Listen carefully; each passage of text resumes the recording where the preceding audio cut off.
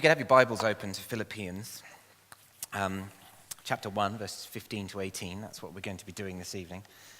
I was trying to figure out a good title for this, and I still really haven't figured it out. I'm not quite happy with the one I've got, which is Dealing with Holy Competition.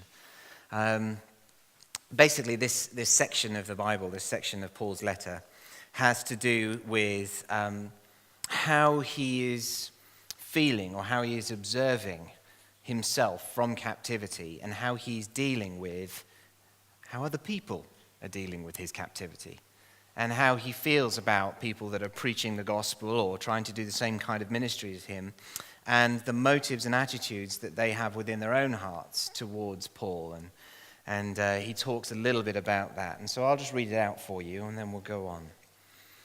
It says, "Some, to be sure, are preaching Christ even from envy and strife, but some also from goodwill. The latter, the ones that do it out of goodwill, do it out of love, knowing that I am appointed for the defense of the gospel.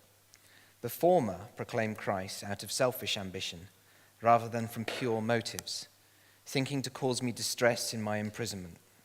What then? Only that in every way, whether in pretense or in truth, Christ is proclaimed." Some of you will have "the gospel is preached, and in this I rejoice."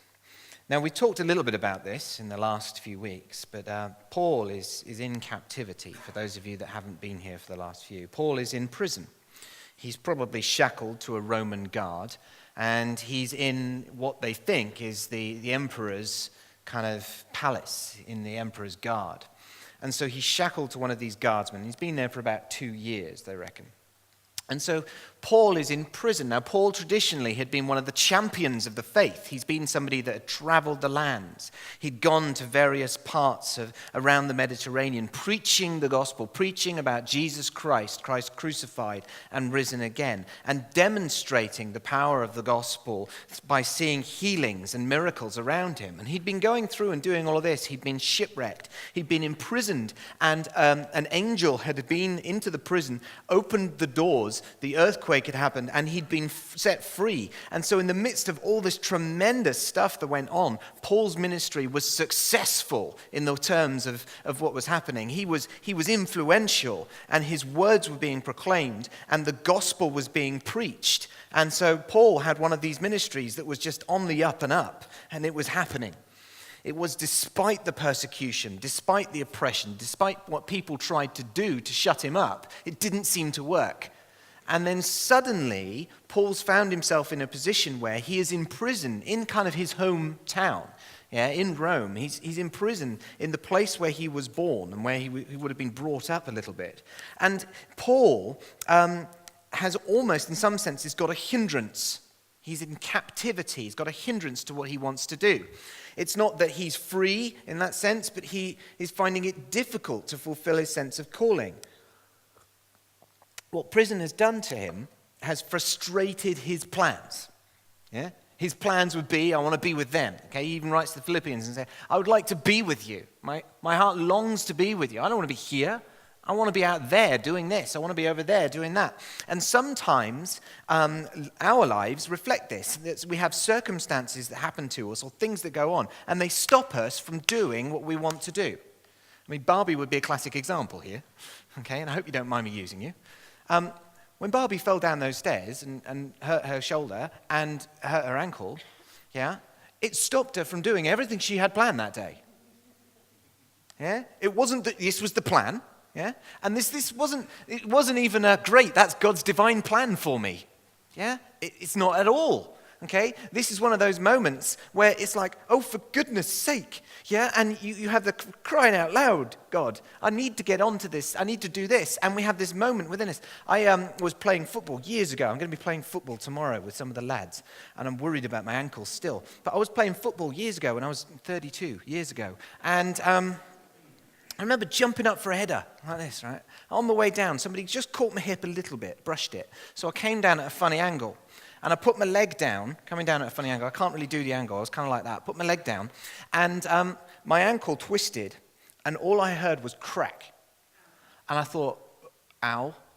And so I'm lying on the floor, and this was hilarious. They were all Baptists, and I'm lying on the floor, and they come running up to me. You all right? Get up. I'm like, I think I hurt my ankle. And a couple of the guys that were next to me heard it crack, and they go, yeah, we heard it crack. And somebody else came running up and saying, but we've got to get on with the game. Get off the pitch. Yeah, none of them helped.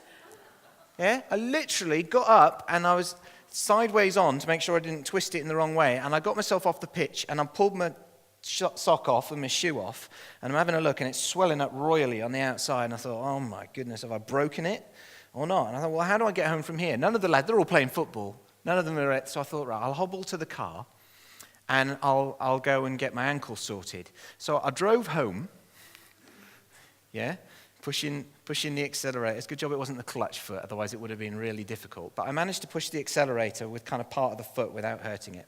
And I got to got to home. Then I walked to the hospital from my house, which is about a 3 or 4 minute walk. And then I went to the A&E. Unfortunately, it wasn't broken. But the guy who was there, one of the registrars, he said to me, he says, you've just sprained it. I said, I heard it crack, mate. If it's not a break, then something else broke. And he said, no, it's just a sprain, it'll be all right. And I could literally just ping my ankle, a lot of pain, but I could ping my ankle that way. I knew the ligament had gone. And so I thought, well, he's not going to be very helpful. I'm limping now thinking about it.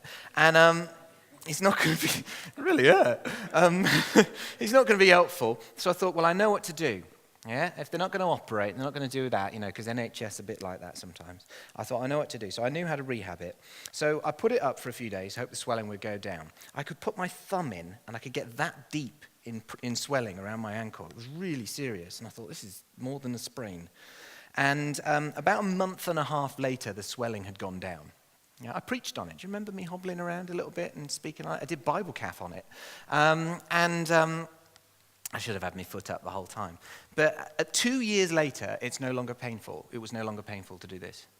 So now I can do this, and it doesn't hurt. It doesn't hurt my ankle. Yeah? You can't even think about that at the moment. But, I mean, you can do these things, and it's fine. I can do this, and it doesn't hurt my ankle anymore. But I reckon I cracked it. I reckon I properly snapped the ligament.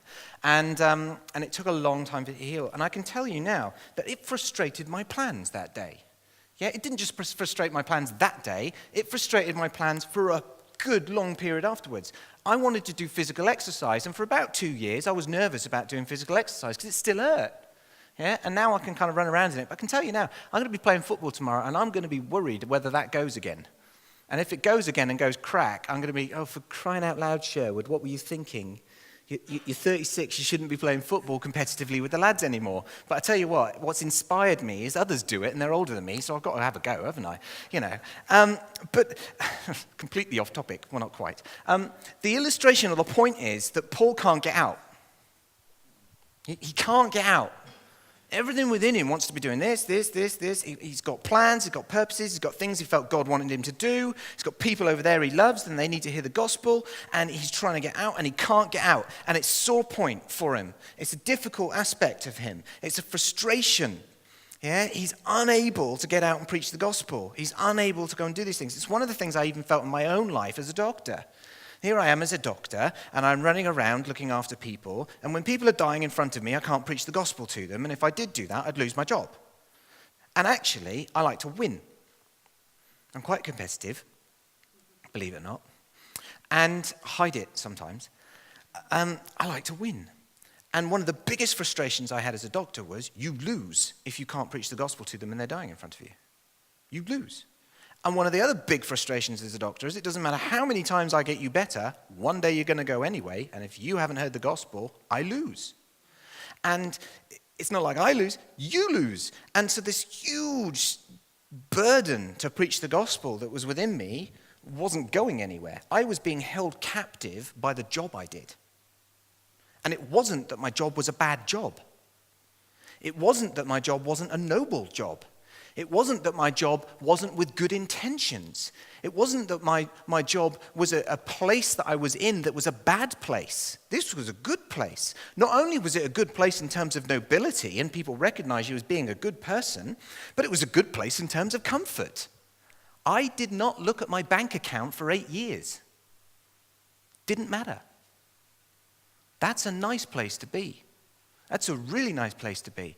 I didn't have to look. I mean, admittedly, when I was really young, when I was like really young, 23, How is that happening in my head? I don't know. I know.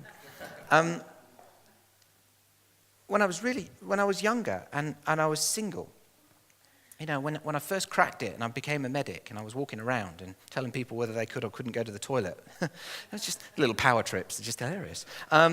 These little things, the comfort that I had in that I could just look after myself and everything would be okay. The power that you have as a doctor, that you can turn around to a 56-year-old stockbroker that's just come in with chest pain and says, "Excuse me, doc, can I go to the toilet?" You can say no. The power that you have over people's lives is quite extraordinary. The power of the tongue over those lives is quite extraordinary. The respect that you have, you walk around and they go, "Oh, you're a doctor." Yeah, I am. It still has a little bit of respect, but I've lost most of it because I walk around in rugby tops these days and still wear jeans. And I'm quite happy for that to go because that's not good for me. That sense of respect that you used to get as a doctor, you go into any circumstance, and as soon as somebody found out you were a doctor, it's kind of like, "Ooh, he's a doctor." Yeah, it's kind of like the old mother thing, where the mother walks in and says, "Oh, these are my two sons. One's a doctor, one's a lawyer." And if he doesn't treat you, he can sue them. And so that either way they can sort you out. And so this kind of great respect and power and in some senses honor that I had was a comfort, was holding me captive.